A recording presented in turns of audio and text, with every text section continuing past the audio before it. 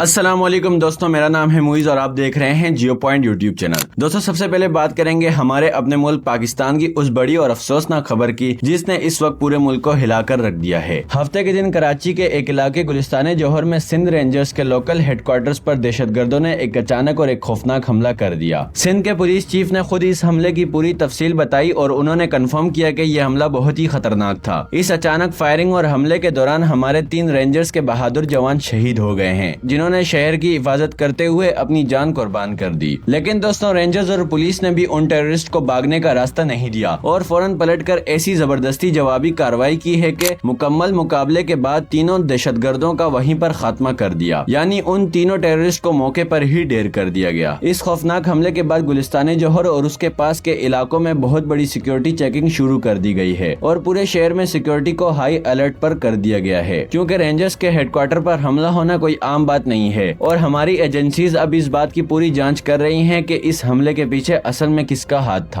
چلیے اب چلتے ہیں دنیا کی سب سے بڑی سنگین اور ہلا کر رکھ دینے والی خبر کی طرف، جہاں حالات اس حد تک خراب ہو چکے ہیں کہ عالمی ایکسپرٹس کا کہنا ہے کہ دنیا اب تیسری عالمی جنگ کے بالکل قریب پہنچ چکی ہے۔ امریکہ اور ایران کے درمیان اب ساری باتیں اور ڈپلومیسیز بالکل ختم ہو گئی ہیں اور دونوں بڑے ملک ڈائریکٹ جنگ کے میدان میں آمنے سامنے آ گئے ہیں۔ ایران کے فورن منسٹر عباس اراغچی نے ایک انتہائی سخت اور غصے سے بھرا بیان جاری کرتے ہوئے امریکہ کی ان تباہ کن ایئر اسٹرائک کی سخت لفظوں میں مذمت کی ہے جو امریکی فوج نے ایران کے میزائل سسٹم، ڈرون بنانے والی فیسلٹیز اور ریڈار اسٹیشن پر کی ہیں۔ لیکن دوستوں، کہانی یہیں ختم نہیں ہوئی، بلکہ ایران نے صاف بتایا کہ ان کی سب سے خوفناک اور ڈینجرس فوج یعنی اسلامک ریولوشنری گارڈ کورپس نے امریکی حملے کا فوراً پلٹ کر جواب دیا ہے اور مڈل ایسٹ کے اندر جتنی بھی امریکی بیسز، فوجی ٹھکانے اور ان کے لوگ موجود ہیں ان پر سیدھا میزائلز اور سوسائڈ ڈرون سے نشانہ لگایا گیا ہے، جس سے وہاں بھاری نقصان کا اندازہ ہے۔ اصل میں یہ سب تب شروع ہوا جب ایران نے اسٹریٹ آف ہارموز کے انتہائی سینسیٹیو اور اہم راستے سے گزرنے والے ایک بڑے کارگو شپ یعنی سمندری جہاز پر ڈرون حملہ کیا تھا۔ امریکہ کا دعویٰ ہے کہ انہوں نے ایران پر یہ ساری اسٹرائک صرف اور صرف اس کارگو جہاز پر حملے کا بدلہ لینے کے لیے اور سمندری راستوں کو سیف کرنے کے لیے کی ہیں۔ اس پر امریکی صدر ڈونلڈ ٹرمپ کا بھی غصے سے بھرا بیان سامنے آیا ہے، جس میں انہوں نے ایران پر صاف اور سیدھا الزام لگایا ہے کہ ایران نے اسٹریٹ آف ہارموز میں حملہ کر کے دنیا میں چلنے والی پیس ٹاکس اور سیز فائر کے معاہدے کو پوری طرح توڑ دیا ہے، یعنی دھوکہ دیا ہے۔ دوستوں، آپ کو پتا ہوگا کہ اسٹریٹ آف ہارموز دنیا کا وہ راستہ ہے جہاں سے پوری دنیا کا 1/3 تیل گزرتا ہے اور اگر وہاں جنگ لمبی کھینچ گئی تو دنیا بھر میں تیل کی سپلائی رک جائے گی۔ ہر ملک میں پیٹرول کا ایسا خوفناک بحران آئے گا جس کے بعد مہنگائی آسمان کو چھونے لگے گی اور دنیا کے آزاد نظام پوری طرح تباہ ہو جائیں گے، خاص طور پاکستان میں، کیونکہ جنگ شروع ہونے کے بعد پاکستان میں 500 روپے پر لیٹر تک پیٹرول کی پرائس چلی گئی تھی اور اب جب آئل کی پرائس عالمی منڈی میں $75 پر بیرل ہے تو ابھی پاکستان میں پیٹرول 300 روپے پر لیٹر ہے۔ تو اگر جنگ اور بڑھی اور اگر آئل کی پرائس عالمی منڈی میں بڑھ گئی تو پاکستانیوں کا تو برا حال ہو جائے گا۔ اب آتے ہیں مڈل ایسٹ کی دوسری سب سے بڑی خبر کی طرف، جہاں ایک بار پھر عالمی دنیا اور امن کے نام پر ایک بہت بڑا دھوکہ دیکھنے کو ملا ہے۔ دوستوں، کل ہی دنیا بھر کے میڈیا پر یہ خبر چل رہی تھی کہ امریکہ کے اندر اسرائیل اور لبنان کے درمیان ایک فریم ورک ایگریمنٹ یعنی امن کا معاہدہ سائن ہو گیا ہے اور لوگ سکون کا سانس لے رہے تھے کہ اب معصوم لوگوں کی جانیں بچ جائیں گی اور جنگ ہمیشہ کے لیے رک جائے گی۔ لیکن دوستوں، اس معاہدے پر لگے سائن کی سیاہی ابھی سوکھی بھی نہیں تھی کہ ٹھیک ایک دن بعد اسرائیلی فوج نے اپنی عادت کے مطابق دھوکہ دیتے ہوئے لبنان کے علاقے نبات الفقوہ پر اچانک ایک خوفناک حملہ کر دیا، جس میں ایک معصوم انسان کی جان چلی گئی اور ایک دوسرا شخص بری طرح زخمی ہو گیا۔ اس اچانک حملے نے اس عالمی امن معاہدے کی دھجیاں اڑا دی ہیں اور پوری دنیا کو دکھا دیا ہے کہ اسرائیل بات کچھ اور کرتا ہے اور زمین پر کرتا کچھ اور ہے۔ دوسری طرف حزب اللہ کے چیف نعیم قاسم نے امریکی اسرائیل ڈیل کو پوری طرح سے رد کرتے ہوئے صاف کہہ دیا ہے کہ ہم اس دھوکے باز ڈیل کو بالکل نہیں مانتے اور ہم اس پر عمل نہیں کریں گے۔ انہوں نے ڈیمانڈ کی ہے کہ اس بیکار ڈیل کی جگہ Iran US memorandum of understanding کو لایا جائے جو زیادہ بہتر اور مضبوط ہے۔ اس سب کے بیچ اسرائیل کے پرائم منسٹر نے اپنی فوج کو ایک نیا حکم دے دیا ہے کہ وہ لبنان کے اندر ایک لمبے وقت تک رکنے کے لیے یعنی ایک ایکسٹینڈنگ اسٹے کے لیے پوری طرح تیار رہیں، جس کا مطلب صاف ہے کہ اسرائیل کا لبنان سے پیچھے ہٹنے کا کوئی ارادہ نہیں ہے اور امن کی ساری باتیں صرف دنیا کو دکھانے اور کاغذوں تک محدود تھیں، جبکہ زمین پر خون ریزی کا یہ سلسلہ ابھی بھی مزید لمبا چلنے والا ہے۔ اور آخر میں دوستوں بات کرتے ہیں قدرتی آفت کی جو ہمارے پڑوس سے سامنے آ رہی ہے۔ ہمارے پڑوسی ملک افغانستان کے مشہور ہندو کش پہاڑی علاقے میں ایک بہت ہی طاقتور اور زوردار زلزلہ آیا ہے۔ یہ پہاڑی علاقہ پہلے ہی بڑے زلزلوں کے لیے جانا جاتا ہے اور اس بار جھٹکے اتنے تیز تھے کہ زمین کافی دیر تک ہلتی رہی اور خوف کے مارے لوگ اپنے بچوں سمیت گھروں سے باہر کھلے میدانوں کی طرف نکل آئے۔ اللہ کا شکر ہے کہ ابھی تک کی شروعاتی رپورٹس کے مطابق کسی کے زخمی ہونے یا جانی نقصان کی کوئی خبر سامنے نہیں آئی ہے، جو کہ اس پورے خوفناک بلیٹن میں ایک بہت ہی سکون اور تسلی والی بات ہے۔ تو دوستوں یہ تھی آج کی وہ ساری بڑی سنگین خبریں جنہوں نے پوری دنیا کا نظام بدل کر رکھ دیا ہے۔ ایک طرف کراچی میں رینجرز پر ٹیررسٹ اٹیک ہوا، دوسری طرف امریکہ اور ایران کی ڈائریکٹ جنگ شروع ہو چکی ہے۔ اسرائیل نے امن کا معاہدہ توڑ کر دھوکہ دیا اور افغانستان کے پہاڑوں میں زوردار زلزلہ آیا۔ آپ کو کیا لگتا ہے دوستوں، کیا امریکہ اور ایران کے درمیان چلنے والی یہ لڑائی اب تیسری عالمی جنگ کی صورت اختیار کر لے گی؟ اور کیا اسرائیل کبھی لبنان اور فلسطین میں امن قائم ہونے دے گا؟ اپنی قیمتی رائے کمنٹ سیکشن میں ضرور لکھیں، میں آپ سب کے کمنٹس کا خود جواب دوں گا۔ ویڈیو اچھی لگی تو اسے دل سے لائک کریں اور اپنے دوستوں کے ساتھ شیئر ضرور کریں۔ چینل کو سبسکرائب کرنا مت بھولیے گا تاکہ عالمی سیاست کی ہر خبر آپ تک پہلے پہنچے۔ ملتے ہیں اگلی ویڈیو میں، تب تک کے لیے اللہ حافظ۔